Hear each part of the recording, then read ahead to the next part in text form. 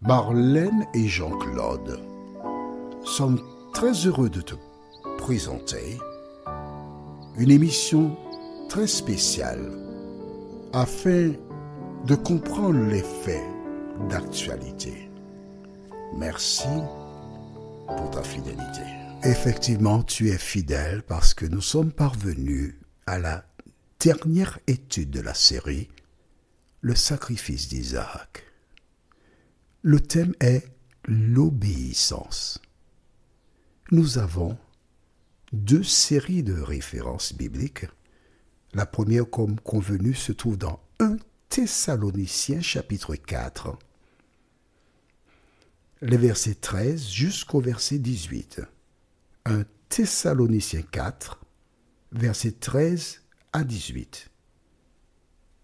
Et la deuxième, c'est 1 Samuel 15, 1 Samuel 15, versets 10 et 11, puis 17 à 21. C'est bon? Avant d'aborder cette dernière étude, prions. Notre Seigneur et notre Dieu, tes enfants découvriront encore une nouvelle vérité. Alors que nous ouvrons le Saint-Livre, Saint-Esprit, merci de nous conduire dans toute la vérité. Et que nous puissions bien comprendre la parole, nous t'en prions. Au nom de Jésus, pour ta gloire éternelle. Amen. Question. Le jugement, il aura lieu au retour de Jésus ou il a déjà eu lieu avant le retour de Jésus? Plusieurs personnes sont dans l'erreur. Et toi qui m'écoutes, je t'invite non pas à m'écouter, mais à lire en même temps que moi. Lisons dans le livre de 1 Thessaloniciens, chapitre 4. 1 Thessaloniciens, chapitre 4. Est-ce que tu as trouvé? Et nous lisons à partir du verset 13. Nous ne voulons pas, frères, que vous soyez dans l'ignorance au sujet de ceux qui dorment, afin que vous ne vous affligez pas comme les autres qui n'ont point d'espérance. Car si nous croyons que Jésus est mort et qu'il est ressuscité, croyons aussi que Dieu ramènera par Jésus et avec lui ceux qui sont morts. Voici, en effet, ce que nous vous déclarons d'après la parole du Seigneur. Nous les vivants, restés pour l'avènement du Seigneur, nous ne devancerons pas ceux qui sont morts. On s'arrête ici.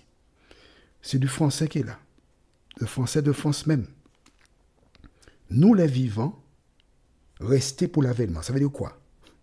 Ça ne veut pas dire tous les vivants qui seront là, mais ceux qui sont là et qui attendent le Seigneur, qui ont fait la paix avec lui, qui font partie de celles que, on va dire, les 5 vierges sages.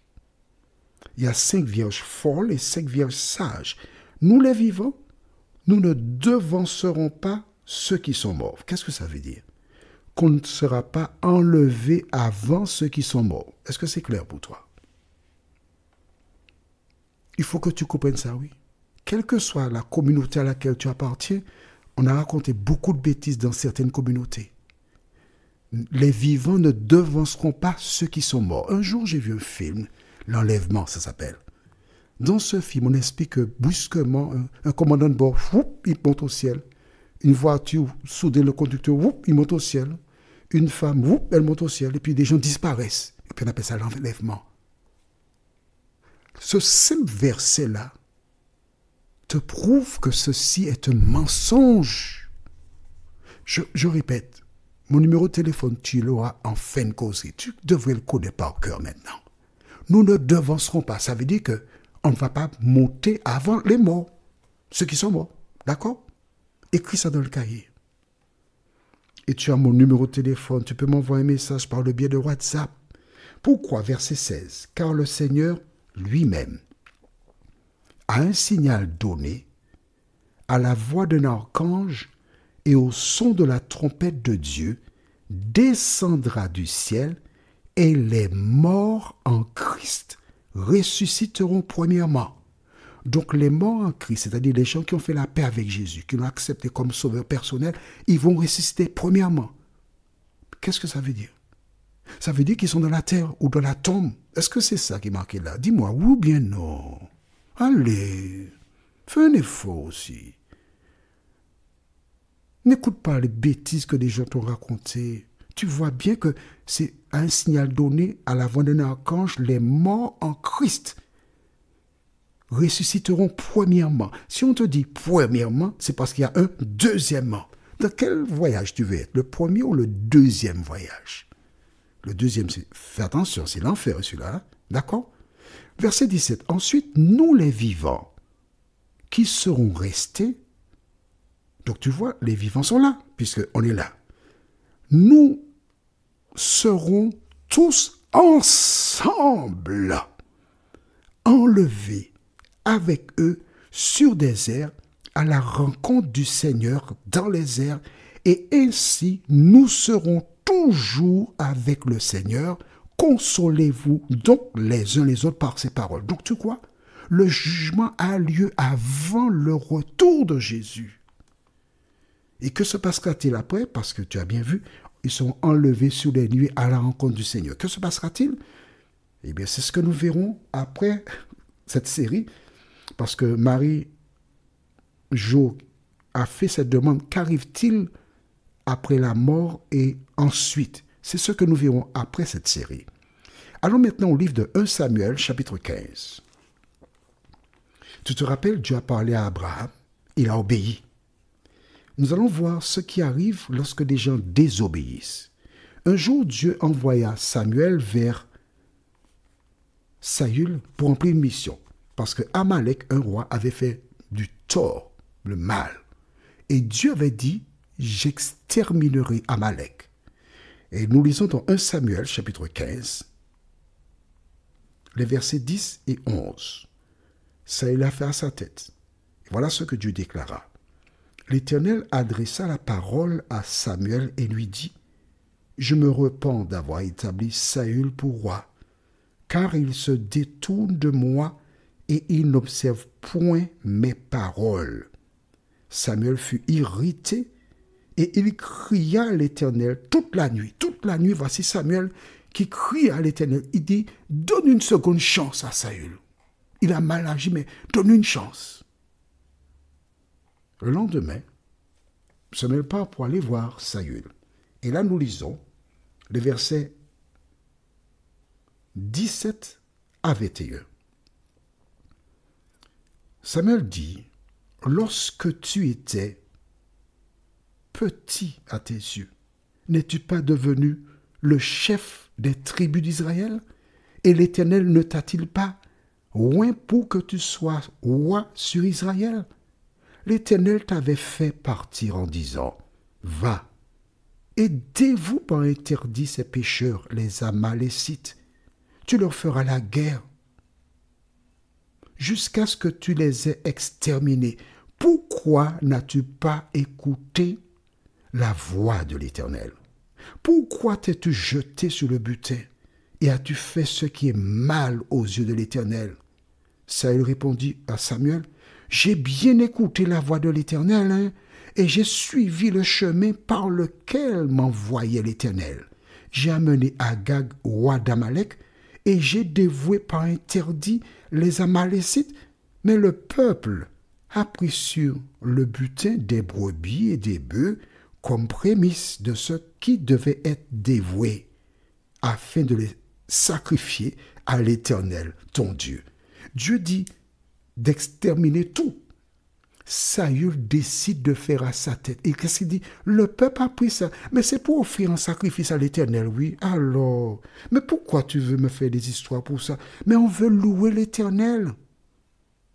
Abraham, lui, a obéi, sans se poser de questions. Saül décide de faire à sa tête rejetant la parole de l'Éternel. Verset... Oh, c'est chaud, hein? C'est terrible. Ouais. Ça fait mal, hein? Pourquoi l'homme n'a désobéi? Pourquoi? Et il dit, j'ai bien écouté la voix de... Il a bien écouté. Heureusement qu'il avait bien écouté. Mais le peuple a pris sur le butin des brebis et des bœufs. Nous allons lire jusqu'au verset 23.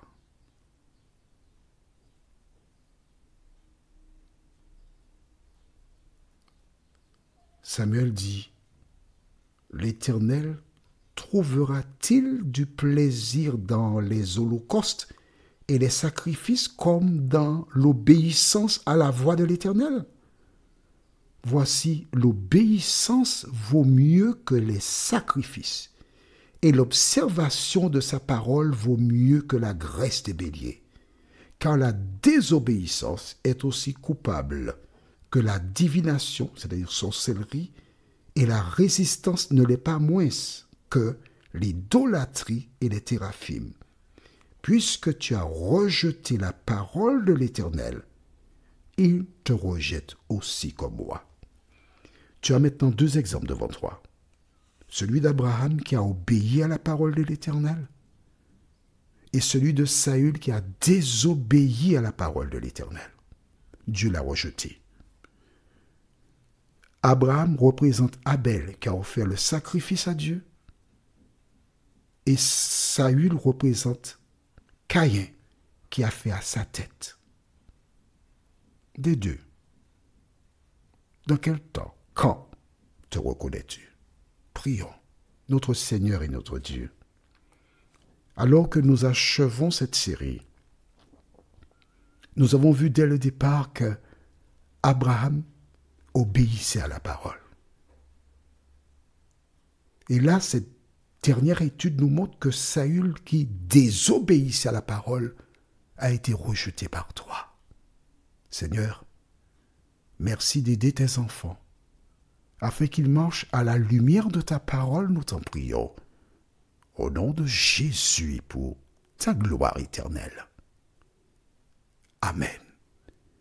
Que l'Éternel continue de te diriger et sois là pour la prochaine série. Nous parlerons donc de la mort, l'état des morts, le retour de Jésus et ce qui se passera pendant les 1000 ans. Il me tarde de te retrouver. Nous sommes parvenus au terme de notre réflexion. Si d'aventure tu as une question, il te suffit d'envoyer un message par le biais de WhatsApp au numéro suivant, plus 596 696 88 93 93. Et alors Jean-Claude, moi, je me ferai un réel plaisir de répondre à ta question.